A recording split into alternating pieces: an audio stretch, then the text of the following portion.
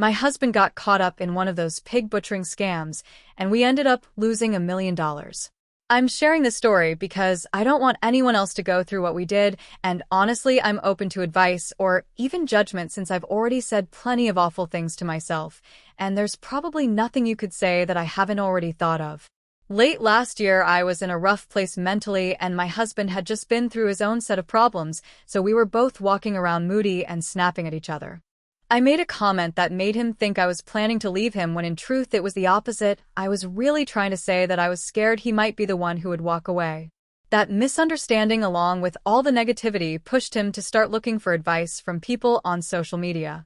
One guy pretended to be a financial advisor working at an investment firm and told my husband about some supposedly diversified portfolio he could join in on. My husband bought into it and cashed out a savings account he'd had since before we got married. I had no clue any of this was happening because I was busy trying to keep my own life from falling apart, and honestly, I was a complete mess. The so-called investment was all in crypto, of course, and I had given my husband countless lectures about how crypto felt like an even bigger pyramid scheme than those meme stocks. At least those have some kind of insurance. But for some reason, he convinced himself it was legitimate since the actual transfers were in crypto, but everything else showed up in dollars on a slick-looking website where you could see transaction history and supposed dividends. After a couple of months, it looked like the investment had nearly quadrupled, and the scammer persuaded my husband to put in even more money. That's when he started dipping into our joint accounts the savings we had built together, and even the cash we'd just gotten from selling our old house. Of course, the scammer knew we had a big chunk of money from that sale because my husband told him. When we sold the house, we had agreed that the profit would go toward paying down our mortgage, so we could lower the payments and improve our finances. By then, my personal struggles had settled down, the house deal finally closed, and I was in a much better mood. But for some reason, my husband kept hiding what he had done with our money, so I was completely in the dark. Naturally, this second round of investing also appeared to pay off with even bigger fake dividends showing up on that website. My husband swears he honestly thought it was all legitimate because back then the crypto market was absolutely going crazy, and if he had just come to me first, I would have spotted the scam in a heartbeat.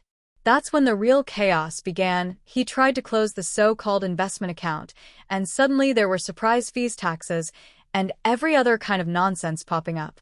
Meanwhile, I was blissfully happy thinking finally I'm feeling like myself again, soon I'll refinance that stupid mortgage and maybe even treat myself to a few nice things I'd been putting off for years.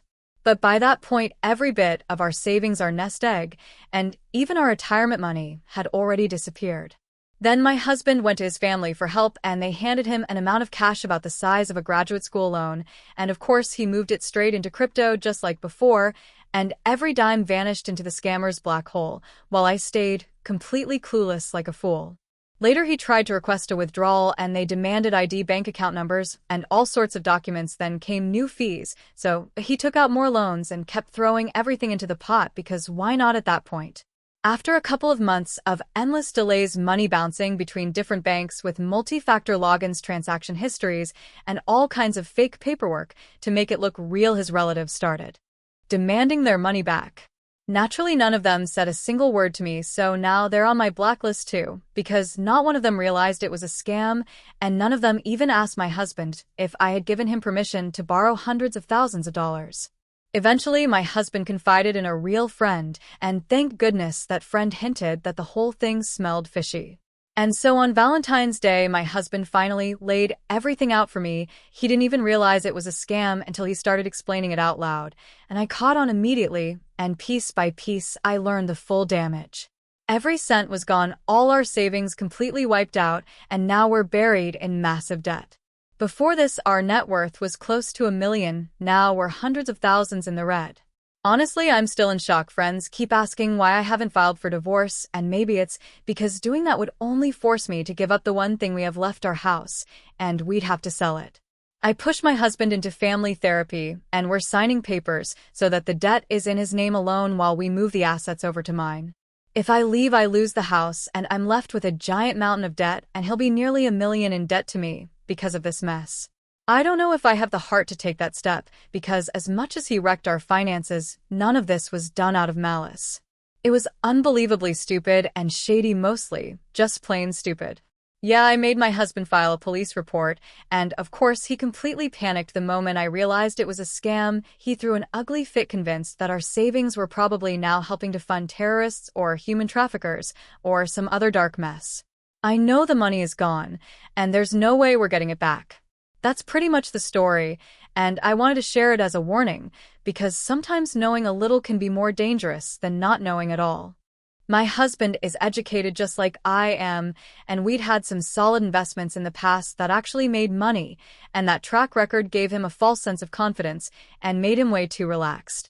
I truly believe he didn't know it was a scam, but that doesn't change the fact that now we have no retirement savings, and every time we even think about doing something small, we're forced to factor in this massive debt that should never have existed. Even something as silly as spending $2 on a name brand box of oatmeal instead of the generic kind now feels like a big decision. Please, please, please don't become a victim of scammers. I wouldn't wish this on anybody. Don't keep financial decisions secret from the people closest to you, and always run big money moves by someone you trust in real life. If something sounds like a great investment opportunity and somebody wants you to put money into crypto, that's a giant red flag. Just because there's a fancy website with an account and what look like official statements or checks doesn't make it real. I recently read an article about a bank president who lost $30 million in one of these same pig butchering scams. He even cashed out his daughter's college fund borrowed money from just about everyone in his small Kansas town, stole from his own church, and siphoned millions from the very bank he ran. Investors and the bank's owners lost everything while regular customers didn't lose a dime because their deposits were insured. It followed the classic crypto scam script where you keep paying fake fees and taxes to supposedly withdraw your profits. He didn't believe it was a scam until he actually flew all the way to Asia to meet the people he thought he was investing with, and nobody was there. Now that bank president is sitting in prison and $30 million are gone. I'd seen stories about his case before, and I even forwarded them to my husband, so he would understand he's not the only fool who fell for this, and certainly not the most educated one. The wildest part is that once you know these scams, the red flags are obvious and everywhere, but if you don't know what to look for, it's easy to believe it's all real, and I don't blame people for being unaware. What really gets me is that I actually know these scams myself. This whole nightmare only happened because my husband kept his actions to himself. If he had just told me what he was doing, I would have called it out as a scam immediately. None of his relatives caught on either, but I would have, and that's the part that hurts the most, knowing that if he hadn't kept quiet, none of this would have happened. Someone asked what country we live in and pointed out that with debts, this huge bankruptcy might be the only real way to climb out, even if it just means starting over instead of digging the hole deeper. They said we need to talk to a bankruptcy attorney who can review every debt, figure out how each one is classified, check what assets we still have, and explain which type of bankruptcy might apply, and whether it makes sense for us. Any money coming in from paychecks or anywhere else should go toward the debts, but if bankruptcy is the path, then throwing cash at those debts right now could just be wasting money. I don't know if we've reached the point where creditors are suing or our credit score is already trashed, but there are forums out there for people facing personal bankruptcy where folks share what helped them get through it. For example, you're usually allowed to keep certain essentials like a car, and I remember reading that some people who know they're heading toward bankruptcy sign a 4-year lease on a new car before their credit tanks. The reasoning is that a leased car has no equity for the court to seize, and after bankruptcy, it's almost impossible to get another auto loan, but you still need reliable transportation. That way you've got a dependable car under warranty while you work on rebuilding your finances. The last thing you want is to end up with a broken down clunker, no money, and a wrecked credit history, because then how do you even keep a job? That advice I read is more than 20 years old, so the laws may have changed, but the point was clear: talk everything through with a bankruptcy lawyer who knows the current rules in your state and create a plan for how to navigate the process. It can really sting the husband's side of the family since they lent him money, but that's the risk a lender takes, and legally, he can't make a secret promise to pay them back once the court grants him bankruptcy protection. If it ever came out that he tried something like that, the court could throw out the bankruptcy entirely. So he needs to understand this and be ready to tell his relatives straight up that their money is gone too. We're already consulting with a bankruptcy attorney now. Honestly, we're screwed no matter which way we turn right now. These were all private family loans, so for the moment our credit score is still spotless, but if we go through with bankruptcy, the loans get wiped, and along with them our good credit rating. If we don't file, we can technically pay the debt down slowly over time. The family is willing to renegotiate the terms, and our credit score would stay intact. Before we get any further, let me pause to give my own take on this whole situation and on crypto in general. In my opinion, crypto isn't automatically a scam, but it attracts an ocean of scammers for sure. Yes, some people have genuinely gotten rich off it, but I'd bet far more have lost their shirts, and that makes sense. The winners are always a small minority, and they only profit because so many others lose. So, if you put money into crypto, odds are you're going to lose. And that's just the logical outcome. You might think you're clever enough to beat the odds, but that's your personal risk and your personal responsibility. If you do invest, never put in your last dollar. Start small, and only with money you can afford to see vanish, because otherwise you can burn yourself badly, just like the guy in this story. And it's even worse when it's not just his own savings at stake, but his wife, his parents, and his extended family too. That's just brutal. Now here's what happened next. The first update: in short, my husband fell for a massive scam. Over the span of about 4 months, he bought a pile of crypto and funneled almost $1 million straight into the hands of fraudsters, while I stayed completely in the dark. Here's the kicker: not all of that money was even ours. A big chunk, about the size of a small mortgage or a graduate school loan, came from unsecured loans his relatives gave him, and I had absolutely no idea what he was doing. I never would have let him invest in any of it. The moment he finally told me what was happening, I immediately recognized it as a scam, and the truth is he started telling me without realizing it himself, so we both reached that horrible realization almost at the same time. One of his relatives is nearing retirement and needs that money back. Another relative, like a complete fool, actually took out a legitimate bank loan to hand some of the cash to my husband. And to top off the stupidity, both of them moved money between their own accounts to pull out cash and pass it along to my husband, racking up tax penalties in the process. And now they want to hold him responsible for those penalties too. I live in the US, in a state where every debt and every asset is automatically considered joint property between spouses unless you can prove you had nothing to do with it, and I can absolutely prove that. I'm furious that not one of my husband's relatives who are part of this whole mess even thought to ask me, the more financially stable spouse, if I agreed to these giant loans, so I flat out refused to pay a single dime of what they loaned him. I'm filing for divorce over this, and once that happens, my husband will be buried in debt to both me and his relatives, and he'll be paying it off for the rest of his life. If his family members were so incredibly reckless that they handed him huge sums without even checking if the investment was real and without getting my consent, that is entirely on them. I would never in a million years give a relative such a ridiculous loan. I've cut ties with family members before for asking for far less, so there's no way I'm going to let my husband steal even more from me on behalf of people who were that foolish and helped him betray me like this. It feels like he's taken everything I spent years earning and just erased all the sacrifices and discipline that went into building our savings. And now he wants me to basically let his accomplices take even more from me while I pay him rent, so he can break his back trying to pay back the very people who helped him rob me. I can't do that. I don't care about their retirement plans or their tax problems. I have zero sympathy for them. I still love my husband, but he created this disaster all by himself. I know it will hurt him to cut his family off financially, but honestly, I don't care, and it would be an even bigger betrayal if he once again put those people ahead of me. We could start fresh together, but I am not willing to spend years of my life giving up vacations, dinners out, hobbies, fun, new clothes, and shoes when I've already sacrificed all of that just to build the savings he blew through.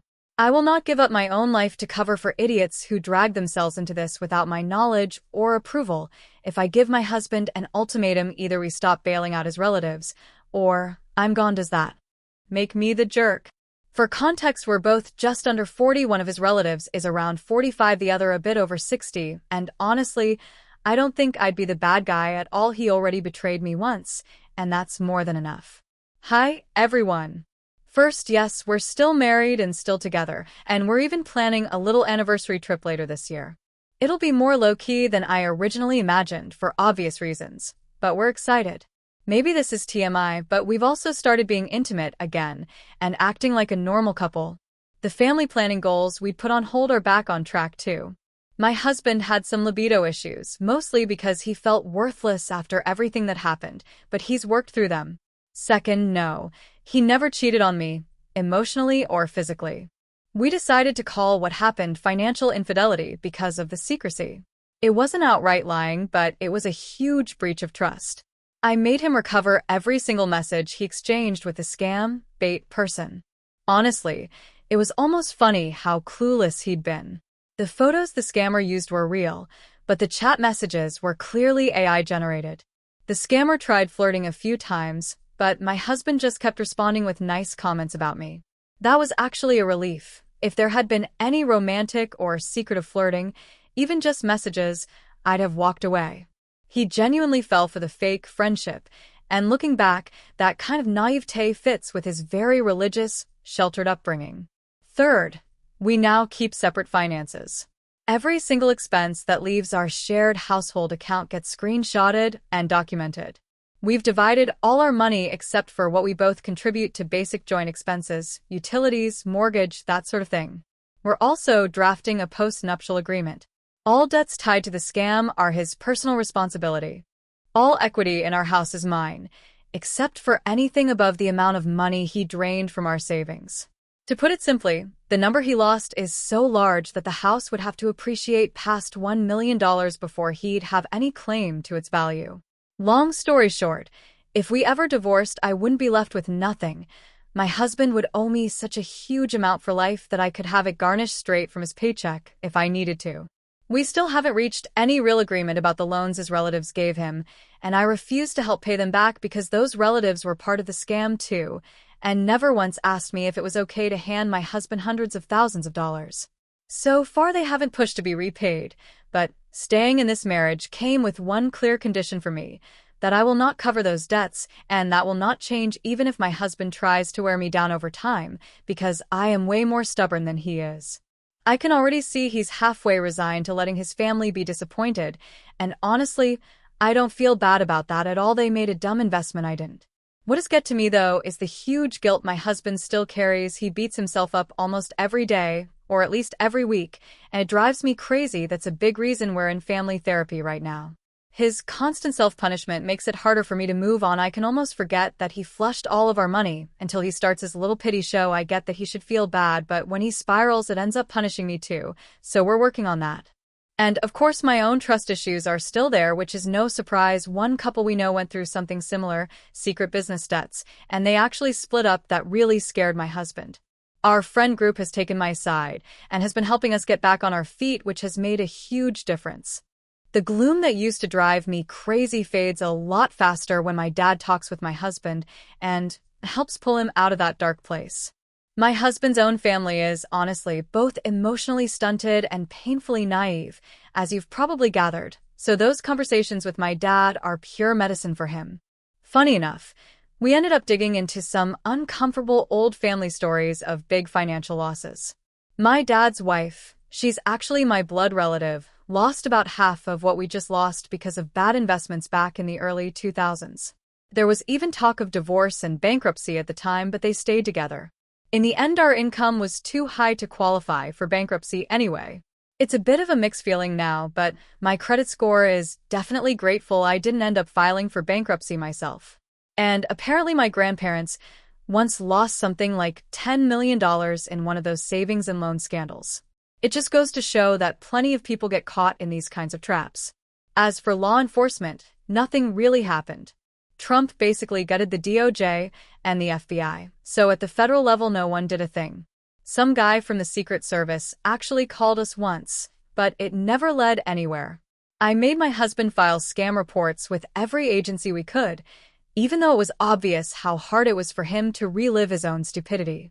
Local police managed to trace the wallets to some address in Africa, which basically means we're out of luck. The money's gone, just like I suspected.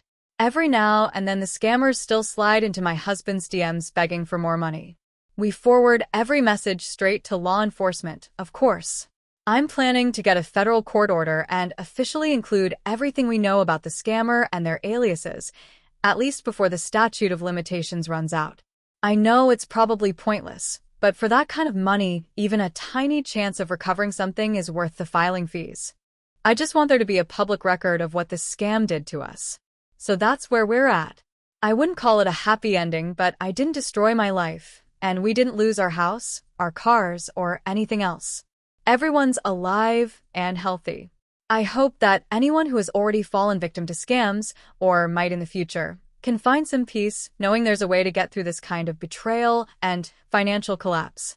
Thank you so much for your kind words, even the ones that weren't exactly gentle toward my husband.